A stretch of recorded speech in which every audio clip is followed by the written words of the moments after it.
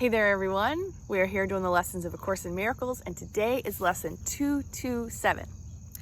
There was a television show back in the day called 227. It was funny. I remember really looking forward to that, enjoying that. So I think it's cool that the title of this lesson is This is My Holy Instant of Release, which could be laughing and enjoying, right? I think it's a little bit more than that, but let's go ahead and get into it. This is my holy instant of release. Father, it is today that I am free because my will is yours.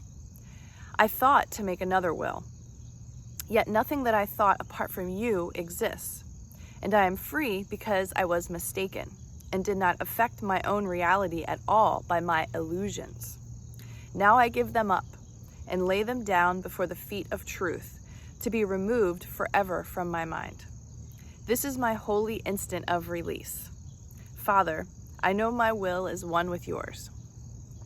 And so today, we find our glad return to heaven, which we never really left. The Son of God this day lays down his dreams. The Son of God this day comes home again, released from sin and clad in holiness, with his right mind restored to him at last. Oh, that's a good news story right there. All right, let's see what a year of forgiveness has to say about 227. You are blessed beings indeed. I am that one you know as Jesus. When you begin to understand how you cause your own suffering by chasing your idols, they become a lot less attractive to you. When you realize that your judgments about others' behaviors or situations cause you suffering and you step back from that judgment, you get peace again. Your peace of mind is returned to you. You come to see that it is only your foolish wishes that cause your suffering. You are working to surrender to a greater guidance. That is what these lessons lead you toward. This is not easy to do. The ego does not want to surrender its power. It does not want to surrender its judgment. It feeds off judgment. It feeds off war. It feeds off conflict. To surrender to a will that is different from the ego's will is not easy at all, because you are all ego-driven. I'm going to take that in a little bit here. We are definitely, I think especially Course in Miracles students, or anyone who's on any spiritual path, you're wise enough to know that that's what you need, to be in your right mind. But we have these really, really clever egos that play off of these unconscious beliefs and sort of hidden things. And then when we begin to pull up our higher self into the mix, it gets really, really frustrating. So, I just kind of read through this like I'm just reading, it's no big deal. But that's a really hard paragraph there. To surrender to a will that is different from the ego's will is not easy at all. So we're getting acknowledgement from Jesus and all the non-physical beings that we're doing hard work every day, every thought, every correction, every turn back to God. So keep it up.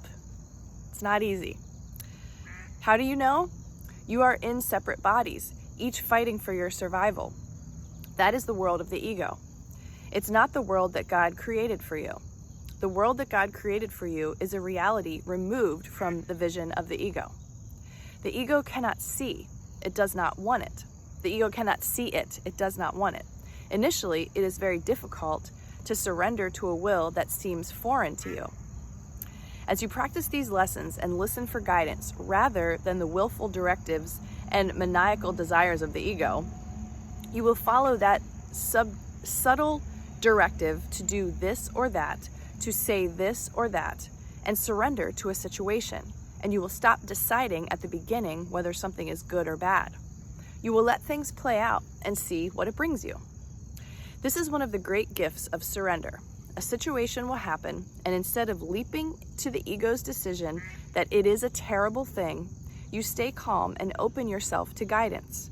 Perhaps you were fired from your job and all your financial fears came up.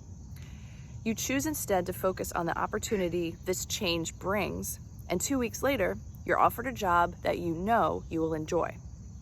However, when the ego is in charge of such a situation, you delve into deep fear and panic.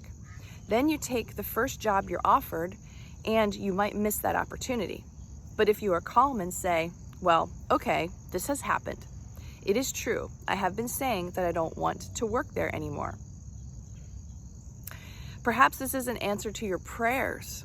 Stay calm and keep your eyes alert and keep your heart and hands open. You may very well be given a gift. Watch out for the fearful, panicking reactions. Strive instead for the calm and deliberate response of a being who has faith and know you are cared for. I am that one you know as Jesus, and we will speak to you tomorrow. Watch out for the fearful, panicking reactions. Strive instead for the calm and deliberate response of a being who has faith and know you are cared for. Oh, well, that's just great instruction for today.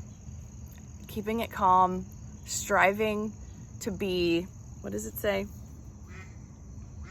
Strive instead for the calm and deliberate response of a being who has faith and know you are cared for, as the duck jumps into the water.